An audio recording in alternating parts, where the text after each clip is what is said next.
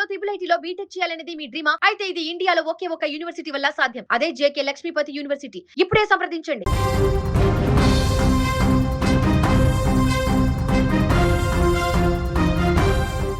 నిశ్శబ్దంగా సాగుతున్న ప్రయాణం ఒక్కసారిగా పెను విషాదంగా మారింది.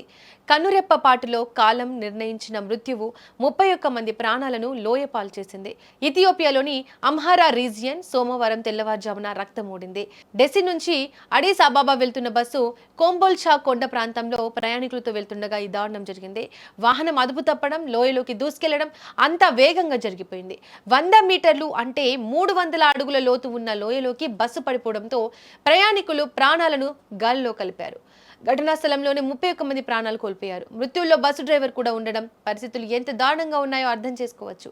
బస్సు పూర్తిగా నలిగిపోవడంతో మృతదేహాలను బయటకు తీయడం రక్షణ సిబ్బందికి పెద్ద సవాల్గా మారింది. ప్రమాదం జరిగిన సమయంలో బస్సులో పరిమితికి మించిన ప్రయాణికులు ఉన్నారు. తీవ్రంగా గాయపడిన మరో 33 మందిని హుటాహుటిన సమీప ఆసుపత్రులకు తరలించారు. క్షతగాత్రులకు అందుతున్న చికిత్సను వైద్యులు పర్యవేక్షిస్తున్నారు. అయితే చాలా మంది పరిస్థితి విషమంగా ఉండడంతో మృతుల సంఖ్య పెరిగే అవకాశం ఉందని తెలుస్తోంది. బంధువుల ఆర్తనాదాలతో ఆ ప్రాంతమంతా విషాద ఛాయలు అలుముకున్నాయి. ప్రమాదం జరిగిన అమ్హారా ప్రాంతంలోని రోడ్లు అత్యంత ప్రమాదకరమైనవిగా గుర్తింపు పొందాయి. ఇరుకైన మలుపులు, పదునైన మలుపులు, లోతైన లోయలు ఇక్కడ నిత్యం మృత్యు ఘోషను వినిపిస్తుంటాయి.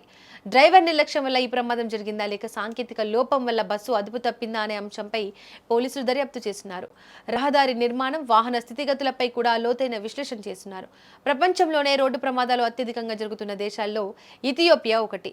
నిబంధనల ఉల్లంఘనలు, శిథిలావస్థలో ఉన్న రోడ్లు ఇక్కడ మరణ శాసనాలు రాస్తున్నాయి.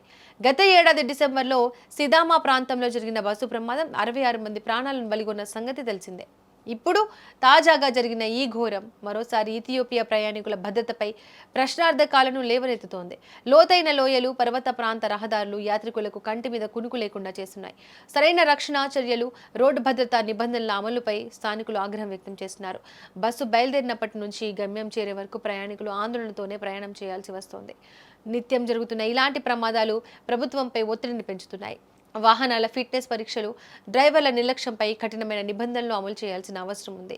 ఇథియోపియాలో రోడ్డు భద్రత అనేది ఇప్పుడు జాతీయ స్థాయి చర్చగా మారింది. ఈ ఘటనపై అధికారులు విచారణ జరుపుతున్నారు. త్వరలోనే పూర్తి వివరాలు వెల్లడి కానున్నాయి.